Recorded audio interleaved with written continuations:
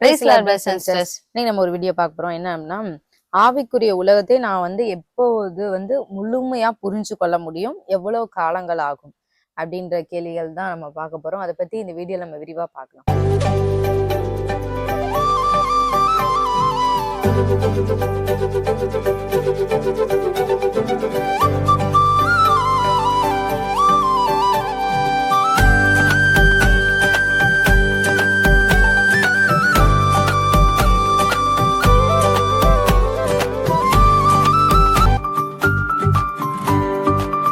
முதலாவது பார்த்தோம் அப்படின்னா, இப்ப இந்த வருஷம் நம்மளுடைய சேனல்ல நீங்க அதிகமா நம்ம ஆவிக்குரிய உலகத்தை பத்தி நம்ம பார்த்திருப்போம். பார்க்கும்போது என்ன நடக்கும் அப்படின்னா, ஒரு சில பேருக்கு நிறைய டவுட்ஸ் வரும். இதை நான் ஃபுல்லா புரிஞ்சுக்கொள்றது, நீங்க சொல்றதை நம்பவும் முடியல, நீங்க சொல்றத நம்பாமவே இருக்க முடியல அப்படின்னு நிறைய பேர் சொல்லுவாங்க. டெலிவரன்ஸ்க்கே நேர்ல வரவங்களுக்கே அப்படிதான் இருக்கும். அவங்களால உடனே ஃபுல்லா நம்பவும் முடியாது, அதே சமயம் நம்பாம இருக்க முடியாது. இது எப்ப இந்த மாதிரி ஒரு சூழ்நிலை இருக்கும் அப்படின்னா, நமக்கு அதை பத்தின ஒரு ஃபுல் நாலேஜ் நம்ம இல்லாத வரை நம்ம அப்படிதான் இருக்கும். இப்போ டாக்டர்கிட்ட போறீங்க, உங்களுக்கு ஒரு ஒரு இது ஸ்கேன் பண்ணி பாக்குறாங்க, பார்த்துட்டு உங்களுக்கு இந்த மாதிரி ஒரு விஷயம் இருக்கு உங்க பாடியில அப்படின்னு இருக்கும்போது, நம்ம ஃபர்ஸ்ட் எடுத்தோடனே நம்மளுக்கு அதை அக்செப்ட் பண்ணவும் முடியாது, அதே சமயம் டாக்டர் சொல்றது பொய்ன்னு சொல்ல முடியாது. ஆனா நம்ம அக்செப்ட் பண்ணி தான் ஆகணும். உங்களுக்குள்ள உங்க லைஃப்ல இப்படி ஒரு பிரச்சனை இருக்கு அப்படின்னு நம்ம சொல்லும் போது அதை நம்ம ஏற்றுக்கொண்டுதான் ஆகணும். அதே பிரச்சனையை ஃபேஸ் பண்றவங்க நம்ம தான். அதை நம்ம தட்டி கழிக்கனால ஒண்ணுமே இல்லை. இப்ப ஒரு சில பேர் சாபம் நம்ம இயேசு கிறிஸ்து எனக்கா சாபம் ஆனாரு, நான் கிறிஸ்தவத்துல வந்ததுமே எனக்கு சாபங்கள்லாம் முடிஞ்சிருச்சு அப்படின்னு ஒரு தரப்பினர் சொல்லுவாங்க. ஒரு தரப்பினர் அவங்க அதை ஃபேஸ் பண்றாங்க. அவங்க ஜெனரேஷனா அதை பண்ணிட்டே இருக்கு.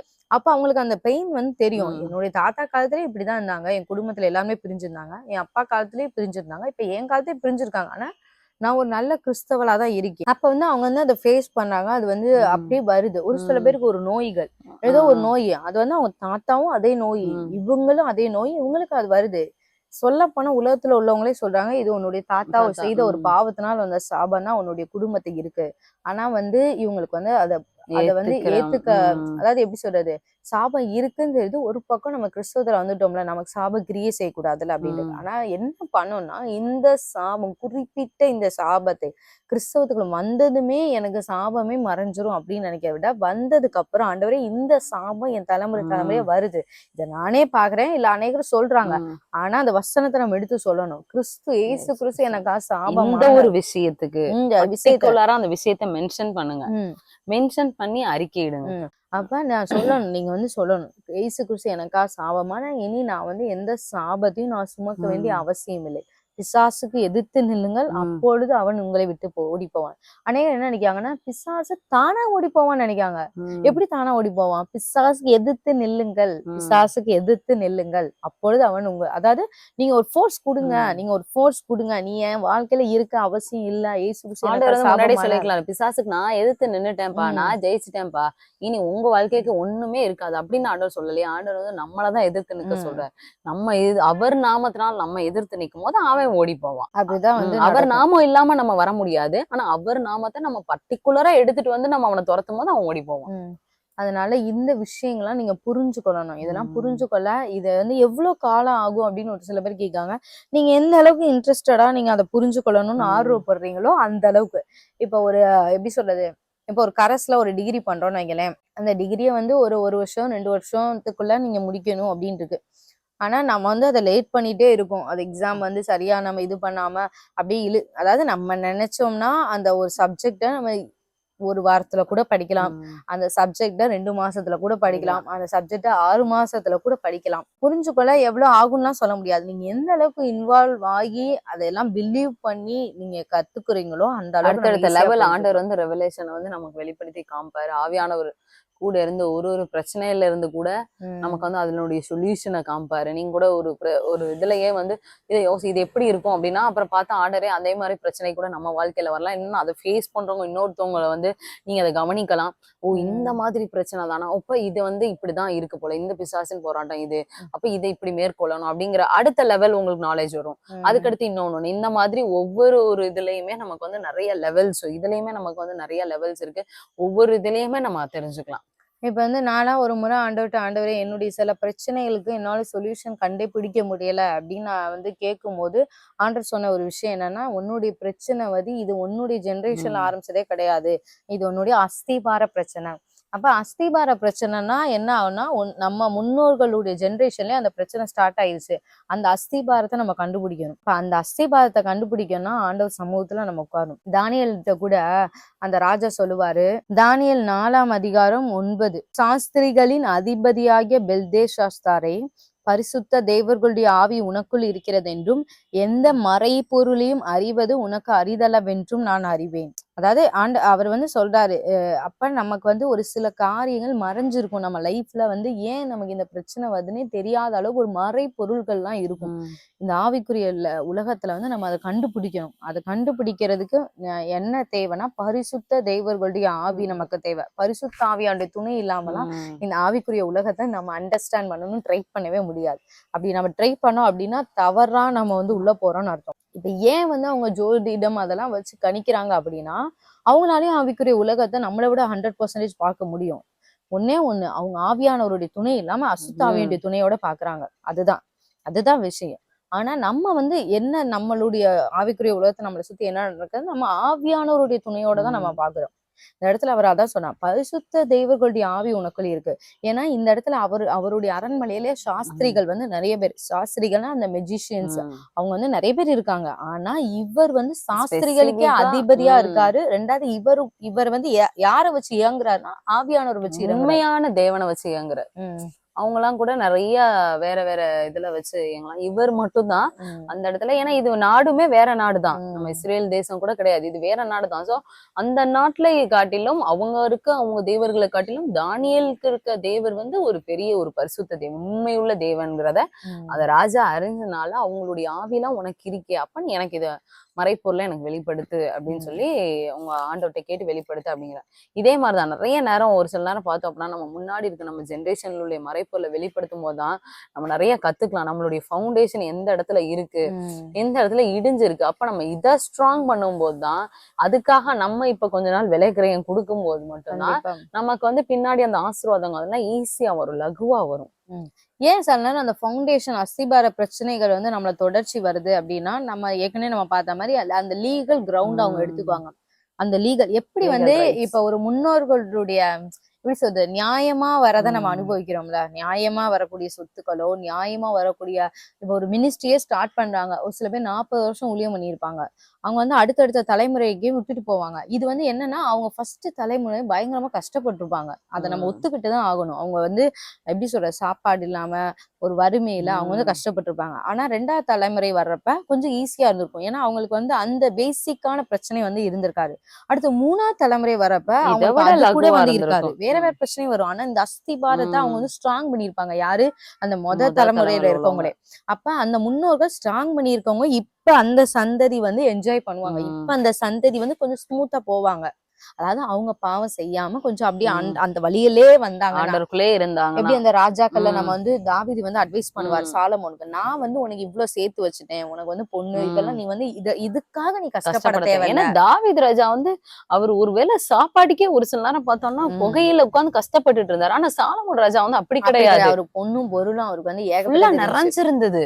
அந்த மாதிரி ஒரு சில நேரம் முன்னோர்கள் உம். வந்து சரியா இருந்திருந்தாங்க அப்படின்னா, அவங்க அந்த அஸ்திபார பிரச்சனையே வந்து இருந்திருக்காது. அப்படியே சரி பண்ணிட்டு வந்திருப்பாங்க. ஆனா ஒரு சில முன்னோர்கள், எல்லாருடைய லைஃப் அப்படி இருக்காது. ஒரு சில முன்னோர்கள் அந்த அஸ்திபாரத்துல கோட்டை விட்டுருப்பாங்க. உம். அந்த அவ்வளவுதான். அது நடந்து முடிஞ்ச கதை. உம். அப்படிதான் நம்ம சொல்லணும். அதுக்காக இப்ப ஃபீல் பண்ணவோ, ஃபீல் பண்ணி உம். அழுகிறக்கோ அது பிரயோஜனமே கிடையாது. ஆண்டவர் நமக்கு அந்த நான் பொறுப்பை நம்மளும் தந்துட்டார். இன்னொரு 4 ஜெனரேஷன் போச்சுன்னா நம்மளும் ஒரு முன்னோர்களா வருவோம். ஆமா. நம்ம இப்ப சரி பண்ணணும். நம்ம 4 ஜெனரேஷனுக்கு அப்புறம் இன்னைக்கு எப்படி நம்ம ஜெனரேஷன் வந்து 3 4 தலைமுறைக்கு முன்னாடி இவ்ளோ இதா இருந்துட்டாங்களே, இவ்ளோ கேர்லெஸ்ஸா இருந்துட்டாங்களே, இதனால நம்ம கஷ்டப்படுறோம்னு ஃபீல் பண்றோமோ, நம்ம ஜெனரேஷனும் நம்மள உம் பார்த்து ஃபீல் பண்ணக்கூடாது. நம்ம இந்த ஜெனரேஷன்ல ஸ்ட்ராங்கா நிக்கணும். அட்லீஸ்ட் நீங்க தெரிஞ்சுக்கிட்டீங்க உங்களுடைய ஃபவுண்டேஷன், உங்களோட ஜெனரேஷனால உங்களுடைய உம் ஃபவுண்டேஷன் ஸ்ட்ராங்கே இல்ல அப்படின்னு தெரிஞ்சுட்டீங்கன்னா, நீங்க தான் இப்ப ஃபர்ஸ்ட் ஜெனரேஷன் ஞாபகம் வச்சுக்கோங்க. நீங்க நம்ம கண்டிப்பா. வந்து கஷ்டப்பட்டே தான் ஆகணும். விலைக்கிரயம் நம்ம கொடுத்துதான் ஆகணும். அதுக்கு அடுத்த ஜெனரேஷன்லாம் அடுத்து ஸ்மூத்தா போறேன். அவங்களுக்காக நான் என்ன பண்ணேன் அப்படின்னா, நமக்கு இருக்க ஆசீர்வாதத்தை நம்ம இழந்துருவோம். உம் அவங்களுக்காக நம்ம பண்ணணும், அவங்களுக்காக நான் ஏன் பண்ணணும் அப்படிலாம் நம்ம யோசிக்க கூடாது. ஏன்னா நம்ம இந்த சாக்ரிஃபைஸ் பண்ணாதான் அந்த முன்னாடி இருக்க கட்டுல இருந்தே நமக்கு விடுதலை கிடைக்கும். கண்டிப்பா. நம்ம சாக்ரிஃபைஸ் பண்ணணும்ன்ற ஆசீர்வாதம் நமக்கு கிடைக்காது நாங்க சொல்ல வரல. ஆசீர்வாதங்கள் கண்டிப்பா கிடைக்கும். ஆனா நம்ம எக்ஸ்ட்ரா இன்னும் கொஞ்சம் எஃபோர்ட் போடணும். எஃபோர்ட் போடும்போது நமக்கு வந்து ஆசீர்வாதங்கள் வந்து வரும். ஒரு சில பேருக்கு நல்லாவே தெரியும் என் லைஃப்ல வந்து இப்படி ஒரு பிரச்சனை வந்து வந்துகிட்டே இருக்கு, ஆனா அதுக்காக ஸ்டெப்பே எடுக்க மாட்டாங்க. அப்படியே முடிஞ்ச அளவுக்கு ஒப்பேத்த தான் பார்ப்பாங்க. தயவு செஞ்சு அப்படி இருக்காதீங்க. நீங்க வந்து அந்த மறைப்பொருளை கண்டுபிடிச்சு அதுக்கான ஒரு ஸ்டெப் எடுங்க. ஆண்டவர் வந்து உங்களுக்கு செய்வார், ஹெல்ப் பண்ணுவார். கொஞ்சம் கஷ்டமான வேலை தான். ஒரு வசனம் கூட இருக்கு, நீதிமான் தன் பிள்ளைகளுக்கு சுதந்திரம் வைத்துட்டு போறான், பாவியின் ஆஸ்தியோ நீதிமானுக்காக சேர்த்து வைக்கப்படும். நீதிமான் தான் சுதந்திரம் வச்சுட்டு போக முடியும். சுதந்திரம்னு நம்ம வெறும் பணத்தை மட்டும் நினைக்க கூடாது. ஒரு வந்து பிசாசுடைய பிடியில இருந்து நமக்கு ஒரு ஃப்ரீடம், எல்லாத்தையும் நம்ம சமாதானம், சந்தோஷம், இது எல்லாமே நம்மளுடைய சுதந்திரம் தான். அப்ப ஆனா நம்ம முன்னோர்கள் நீதிமானா இருந்திருக்காங்களா, அதுதான் இங்க கேள்வி. எல்லாருடைய முன்னோர்கள் நீதிமான்களா இருந்திருக்காங்க. நீதிமான்கள் வந்து பிள்ளைகளுக்கு சுதந்திரம் வச்சுட்டு போயிருக்காங்க. அப்ப நம்ம முன்னோர்கள் எப்படி இருந்திருக்காங்கன்றது அந்த ஹிஸ்டரி வந்து நமக்கு தெரிஞ்சிருக்கணும். தெரிஞ்சு ஆவிக்குரிய உலகத்துல எங்கெங்க கூட்டம் இருக்கு, எங்கெங்க அந்த முறிக்கப்படாத உடன்படிக்கை இருக்கு, எங்கெங்க தவறா பண்ணிருக்காங்க. ஒரு உண்மையா நான் சொல்றேன், ஒரு டெலிவரன்ஸ் பயங்கர டஃபா நடந்துட்டு இருக்கு. அப்ப நாங்க வந்து முன்னாடியே நாங்க எப்பயுமே கேட்டுருவோம், டெலிவரன்ஸ் வர்ற எல்லாத்தையுமே நாங்க வந்து கேட்டு எல்லாம் ப்ராப்பரா பண்ணிடுவோம். அடுத்து போக போகதான் கடைசி அந்த எப்படி சொல்றது, அந்த பிசாசு வந்து அந்த உக்கிரமா இது பண்ணிட்டு இருக்கப்பதான் அவங்க சொல்றாங்க, அவங்க தகப்பனே யாரு இப்ப எங்களை மாதிரி பிள்ளைங்களை வச்சுக்கோங்களேன், அவங்க தகப்பனே ஒரு கொலை செஞ்ச விஷயத்தையே சொல்றாங்க. இது வந்து நீங்க எப்ப சொல்லிருக்கணும், நீங்க ஆரம்பத்துல சொல்லிருக்கணும். சொல்லும் போதுதான் நமக்கு அது வந்து நம்ம எப்படி நம்ம நினைக்கிறோம், நம்ம கொலை செஞ்சிருக்கோம், ரத்த பழி நம்ம மேல நிக்கும். அதை நம்ம முறிக்கணும். நான் என்ன சொல்ல வரேன்னா, இயேசு கிறிஸ்து நமக்காக சாபமாகிட்டாரு. நீங்க இன்னைக்கு இயேசு கிறிஸ்துட்ட வந்துட்டீங்க, சரியா? இயேசு கிறிஸ்து வந்துட்டீங்க. இயேசு உங்களுக்காக சாபமானது 100% உண்மை. ஆனா இப்ப ரத்த பலி இருக்கு. நியாயமாவே கொலை பண்ணுங்களேன், அது தவறு தானே? நியாயமாவே அது தவறு தான். இப்ப நம்ம வீட்டுல யாராவது ஒருத்தவங்க கொலை பண்ணா நம்ம விடுவோமா? அந்த மாதிரி அந்த ரத்தம் வந்து பேசதான் செய்யும் நிச்சயமா. அப்ப அந்த இதை நம்ம சாதாரணமா எடை போடக்கூடாது. சரி, என் முன்னோர் ஏதோ பண்ணிட்டாங்க அப்படின்ற மாதிரிலாம் எடை போடக்கூடாது. அது ஒரு ரத்தம் பேசதான் செய்யும். அப்ப அந்த சம்பந்தப்பட்ட பிரச்சனைக்கு, ஏன்னா ஒரு சில ரத்தங்கள் வந்து ஆபேலினுடைய ரத்தம்லாம் ஆண்டவர் சன்னதியில போய் கூக்குரலிட்டுச்சு. சோ ஒரு சில இது வந்து குக்கர்லயே இடும். கண்டிப்பா. அதனால வந்து நம்ம முன்னோர்கள் என்ன சேட்டைகள் பண்ணிருப்பாங்கன்னா தெரியாது. அதனால அந்த ஹிஸ்டரி நம்ம கேள்விப்படும் போது ஆவிக்குரிய உலகத்துல நம்ம போய் அதை ஃபைட் பண்ணி சரி பண்ணணும். அதை சரி பண்றதுக்கே நமக்கு வந்து ஒரு சில மறைப்பொருட்கள் நமக்கு தேவையா இருக்கு. அந்த காரியத்தையும் நம்ம அறிஞ்சுக்கணும். இது வந்து நான் என்ன சொல்ல வரேன்னா, எவ்வளவு காலம் ஆகுதுன்னு சொல்ல முடியாது. நீங்க எந்த அளவுக்கு இன்ட்ரெஸ்ட் ஆகி ஆவியானவர் எனக்கு நீங்க வெளிப்படுத்துங்க. என்னுடைய அடுத்த சந்ததிக்கு நான் வந்து இந்த பிரச்சனைகளை வச்சுட்டு போக கூடாது. உங்க பிரச்சனையை ஃபர்ஸ்ட் லிஸ்ட் அவுட் எடுங்க. ஒரு சில பிரச்சனை நமக்கு மட்டுமே தனிப்பட்ட முறையில இருக்கும், அதை தனியா லிஸ்ட் அவுட் எடுங்க. ஒரு சில பிரச்சனை பாத்தீங்க அப்படின்னா உங்களுக்கு ஜென்ரேஷனா வரும், உங்க குடும்பங்களுக்கு வரும், சொந்த மந்தங்கள் பார்த்தோம்னா கூட பிறந்த சொந்த மந்தங்கள் இவங்களுக்கு எல்லாத்துக்கும் வரும். அதை நீங்க ஐடென்டிஃபை பண்ணக்கப்புறம் இவங்களுடைய முன்னோரை யோசிச்சு பாத்தீங்கன்னா உங்க முன்னோருக்கும் அந்த பிரச்சனை இருக்கும். இப்படி உங்க ஜென்ரேஷனா வரதை தனியா செப்பரேட் பண்ணுங்க, உங்களுக்குன்னு இருக்க தனியா செப்பரேட் பண்ணுங்க. இதுல அப்பனா நம்மளுடைய பிரச்சனை நம்மளே பிரிச்சுக்கலாம். ஓகே, இதெல்லாம் வந்து நம்மளுடைய சாபத்தினாலேயோ இல்ல முன்னோர்களுடைய பாவத்தினாலேயோ வந்த பிரச்சனை, இது ஸ்பெசிபிக்கா நமக்கு மட்டும்தான் இருக்கு, வேற நம்ம சொந்த மந்தங்களோ நம்ம கூட பிறந்தவங்களோ யாருக்குமே ஜென்ரேஷன்ல யாருக்குமே இல்லை அப்படிங்கறத தனியா பிரிச்சு வச்சுக்கலாம். இது வந்து நம்மளுடைய பாவத்தினாலேயோ இல்ல சாபத்தினாலேயோ இல்ல ஆண்டவர் நமக்கு ஏதாச்சும் ஒரு விஷயம் அவர் நம்மகிட்ட எதிர்பார்க்கிறாரு, என்ன எதிர்பார்க்கணும் அதை தனியா கண்டுபிடிக்கணும். இப்படி நம்ம கேட்டகரைஸா நம்ம பிரிச்சு வச்சு நம்ம கண்டுபிடிக்கும் போதுதான் நம்ம வாழ்க்கையில என்ன நடக்குது, என்ன ஆசீர்வாத குறைச்சலா இருக்கு. நம்ம ஒரு சில நேரம் பொத்தல் பை கூட ஒரு சாபமா நிக்கும். எவ்வளவோ உழைக்கிறோம், இன்னும் நேர்மையா உழைப்போம். நிறைய நேரம் பார்த்தோம்னா ஜென்ரேஷனாவே நம்ம நேர்மையா உழைப்போம், ஆனா நம்ம கையில ஒண்ணுமே நிக்காது. பார்த்தா ஒரு சில பேர்லாம் பார்த்தோம்னா அவங்க ஜென்ரேஷனாவே நேர்மையா கூட இருக்குமா, ஆனா அவங்க கையில நிறைய நிற்கும். ஆனா நம்ம பார்த்தோம் அப்படின்னா உலகத்துல உள்ளவங்கலாம் நம்ம பார்த்தோம் அப்படின்னா உண்மையா கடைசி அந்த உண்மைங்கிற தன்மை நம்ம ரத்தத்திலே கூட இருக்கும், நம்ம அதை மாத்தவே முடியாது. ஆனாலும் இந்த பொத்தல் பை ஏன் அப்படி வருது அப்படிங்கறத நம்ம கரெக்டா ஒரு நாள் கண்டுபிடிக்கணும். அது ஜென்ரேஷனா வருதுன்னா ஃபர்ஸ்ட் நம்ம பார்த்து ஆண்டவரே இது என்ன ஒரு பிரச்சனை அப்படிங்கும்போது அந்த ஒரு ஸ்பெசிபிக்கான விஷயத்துக்காக நம்ம தியானிக்கும் போது ஆவியான நிச்சயமா அது என்ன ஆணி வேறுங்கிறது வெளிப்படுத்தி தருவார். ஒரு சில பேருக்கு வந்து என்ன பிரச்சனை இருக்கும்னா, ஒரு ஊர்ல இருக்கிற வரைக்கும் நல்லா இருந்திருப்பாங்க. அவங்க அந்த ஒரு கட்டத்துல ஒரு 15 வருஷம் 20 வருஷத்தும் இல்ல 40 வருஷம்னே வச்சுக்கோங்களேன், அந்த ஏரியாவுக்கு போனதுக்கு அப்புறம் மட்டும் தான் உங்களுக்கு பிரச்சனை ஸ்டார்ட் ஆயிருக்கும். அப்படின்னா அது வந்து உங்களுடைய எல்லை பிசாசுடைய வேலை. அந்த எல்லைக்கு நீங்க போனதுமே அந்த பிசாசு வந்து உங்களை டார்கெட் பண்ணிடுச்சு. அதுதான் வந்து நீங்க புரிஞ்சுக்கணும். இப்ப ஒரு சில பேர் வந்து ஒரு பர்டிகுலர் வேலைக்கு போனதுல இருந்து அவங்களுக்கு அந்த அந்த பிரச்சனை வந்து ஸ்டார்ட் ஆயிருக்கும். அது வந்து எல்லை பிசாசுடைய வேலை. ஒரு சில பேருக்கு ஒரு ஏஜ் வந்தாலுமே அந்த ஏஜ்ல இருந்து கரெக்டா ஸ்டார்ட் ஆயிருக்கும். கரெக்டா அந்த ஏஜ்ல அப்ப நம்ம அதை கண்டுபிடிக்கணும். ஆவியானவருடைய உதவியோட தான் இதெல்லாம் கண்டுபிடிக்க முடியும். நாங்க சொல்ற மாதிரி உட்காந்து அப்படியே பெரிய சயின்டிஸ்ட் மாதிரி உட்காந்து நம்ம மூளையை யோசிக்க முடியாது. அதெல்லாம் கண்டிப்பா நடக்காது. ஆவியானவர் நம்மள்ட்ட பேசுவார். இந்த மாதிரி ஏதோ ஒரு பைபிள் இது மூலமா இல்ல சொப்பனங்கள் மூலமா இந்த வயசுல உனக்கு ஒரு சம்திங் நடந்திருக்கு அப்படி ஒரு சின்ன டிராப், ஒரு சின்ன ஒரு துளி பேசுவார், ஒரு க்ளூ கொடுப்பாரு. அந்த க்ளூ வச்சு அடுத்து நம்ம மெடிடேட் பண்ணணும். அது நம்ம குடும்பத்தினர்கிட்ட இப்படி இந்த வயசுல ஏதாவது நமக்கு நடந்துச்சா, இந்த குடும்பத்துல நமக்கு தாத்தா பாட்டிக்கு இப்படி நடந்துச்சா அப்படி நம்ம கேட்கும்போது நம்ம சொந்த பந்தங்கள்ல யாருக்காச்சும் இப்படி இருக்கா என்னங்கறத நம்ம பார்க்கணும். அப்படி பார்க்கும்போதுதான் நமக்கு அந்த மறைபொருள் வந்து தெரியும். இப்ப தானியல்ல நம்ம பாக்குறோம் 2ஆம் அதிகாரம் தானியல் 2 எல்லாருக்குமே அந்த இது தெரிஞ்சிருக்கும். ராஜா வந்து சொல்லுவாரு, நீங்க வந்து இதை வந்து யாருமே இந்த அர்த்தத்தை நீங்க சொல்லனா எல்லாத்தையும் கொன்றுவேன் அப்படின்னு சொல்லுவாரு. அப்ப வந்து தானியேலும் 17 வசனத்துல வந்து பாருங்க, பின்பு தானியேல் தன் வீட்டுக்கு போய் தானும் தன் தோழரும் பாபிலோனின் மற்ற ஞானிகளோடே கூட அழியாத படித்து இந்த மறைப்பொருளை குறித்து பரலோகத்தின் தேவனை நோக்கி இரக்கம் கேட்கிறக்காக அனனியா மிஷாவேல் அசரியா என்னும் தன்னுடைய தோழருக்கு இந்த காரியத்தை அறிவித்தான். பின்பு ராக்காலத்தில் தரிசனத்திலே தானியேலுக்கு மறைப்பொருள் வெளிப்படுத்தப்பட்டது. அதாவது மறைப்பொருளை குறித்து பரலோகத்தின் தேவனை நோக்கி அவர் தான் ஃபர்ஸ்ட் ஸ்டெப் எடுக்கிறார். நிறைய பேர் என்ன நினைக்காங்கன்னா, மிராக்கிள் ஆண்டவரா எனக்கு வந்து எல்லாத்தையும் வெளிப்படுத்துங்கன்னு அவர் கேட்கிறார், ஆண்டவர் வந்து வெளிப்படுத்தினார். அப்போது தானியேல் பரலோகத்தின் தேவனை வந்து ஸ்தோத்தரித்தான். அப்ப நம்ம ஃபர்ஸ்ட் வந்து அதுல வந்து நம்ம ஒரு இன்ட்ரெஸ்ட் காமிக்கணும். நம்ம என்ன விஷயத்துல இன்ட்ரெஸ்ட் காமிக்கிறோமோ அதுலதான் பரிசுத்த ஆவியானவர் வந்து நமக்கு அடுத்தடுத்து கைட் பண்ண முடியும். 22 வசனத்தை பாருங்க. அவரே ஆழமும் மறைபொருளுமானதை வெளிப்படுத்துகிறவர், இருளில் இருக்கிறதை அவர் அறிவார், வெளிச்சம் அவரிடத்தில் தங்கும். ஏன்னா நிறைய காரியங்கள் இருள்ல நமக்கே தெரியாம பின்னாடி நம்ம வாழ்க்கையை சுத்தி நடந்த காரியங்கள் நிறைய இருக்கு. அப்ப அந்த விஷயத்த நம்ம வந்து ஃபர்ஸ்ட் அறிஞ்சுக்கணும். அறிஞ்சு கொள்ளும் போது ஆவிக்குரிய உலகத்தை பத்தி நிறைய காரியங்கள் ஒண்ணு நம்ம வாழ்க்கையில வந்து என்னென்ன விஷயங்கள் நடக்குது, எல்லை பிசாசா, விக்கிரகமா, இல்ல யாராச்சும் வைக்கிற மந்திரங்களா. பிளைண்டா வந்து மந்திரமே எனக்கு ஒர்க் அவுட் ஆகாது, எனக்குலாம் ஒண்ணும் செய்யாது நம்பாதீங்க. நீங்க எந்த அளவுக்கு ஃபயர்ல இருக்கீங்களோ அந்த அளவுக்கு தான் வந்து ஒண்ணும் செய்யாது. நம்ம கொஞ்சம் நம்ம எல்லாருமே இயேசு கிறிஸ்து நாமத்தை எடுத்துக்கிறது ஓகே, ஆனா நம்ம எல்லாருமே இயேசு கிறிஸ்து கிடையாது. நம்ம மாம்சத்துல இருக்கணும். நிறைய பேர் வந்து இயேசு கிறிஸ்து ஜெயிச்சாரு, ஆனா நம்ம வந்து ஜெயிக்கணும்னு தான் அவர் சொல்லியிருக்காரு. ஆக்சுவலி அவரை மாதிரி நம்ம பரிசுத்தத்திலயோ அவரை மாதிரி பிதாவினுடைய சத்தத்தை கேட்கறதுலயோ சித்தத்தை செய்கிறதுலயோ நம்ம துளி கூட கிடையாது.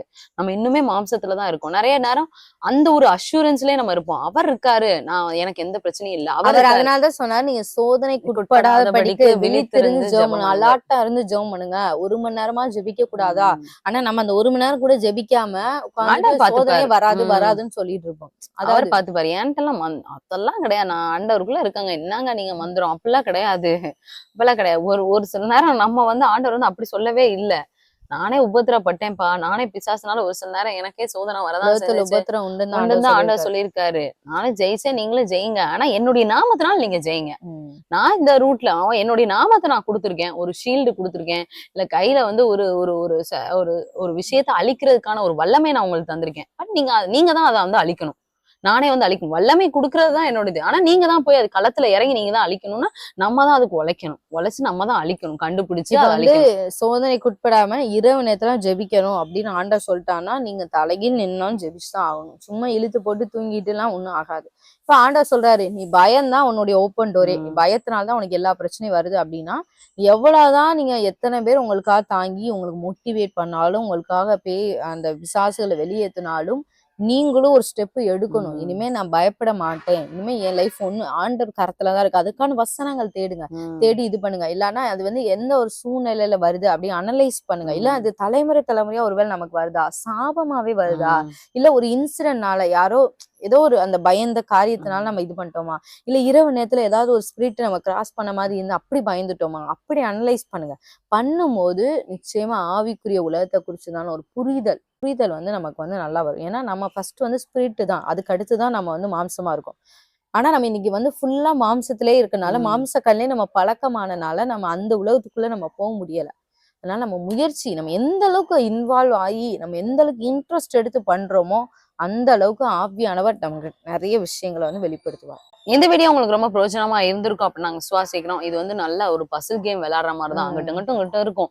ஒவ்வொரு விஷயத்தையும் நம்ம ஜாயின் பண்ணும்போது மட்டும்தான் நமக்கு வந்து அதனுடைய கரெக்டான பிக்சர் வந்து கிடைக்கும். அதே மாதிரி அந்த நம்மளுடைய பிரச்சனைகளும் நம்ம நிறைய இருக்கும், செதறி இருக்கும். ஜாயின் பண்ணும்போது தான் ஒரு பிரச்சனைக்கு என்னென்ன இப்படிதான் இதான் இந்த பிக்சரா அப்படின்றதே நம்ம கண்டுபிடிச்சு அதுக்கேற்ற சொல்யூஷனையும் நம்ம வந்து வாங்கி அதனுடைய சந்தோஷ சமாதான ஆசீர்வாதங்கள் இழந்ததான அனைத்தையும் நம்ம வந்து பெற்றுக்கொள்ள முடியும். இதை நீங்க அசால்ட்டா நினைச்சிடாதீங்க. முக்கியமா வந்து இந்த வருட கடைசிலையும் நம்ம இருக்கோம். நிச்சயமா இதையும் நீங்க இன்னும் கொஞ்சம் ஆழமா நீங்க தியானிக்கும் போது ஆவிக்குரிய ரீதியில உங்களுடைய வாழ்க்கையில இருக்க பிரச்சனைகளை நீங்க நல்லா இது பண்ணும்போது நிச்சயமா ஆண்டவர் வந்து உங்களுக்கு வெளிப்படுத்தி மறைப்பொருளை வெளிப்படுத்தி தர அவர் வல்லவராயிருக்கார். இந்த வீடியோ நீங்க அநேகருக்கு ஷேர் பண்ணுங்க. இந்த சத்தியம் தெரியாதவங்களும் பிரயோஜனமா இருக்கும். மீண்டும் உங்களை அடுத்த ஒரு வீடியோல உங்களை சந்திக்கிறோம். கர்த்தர் உங்களை ஆசீர்வதிப்பாராக.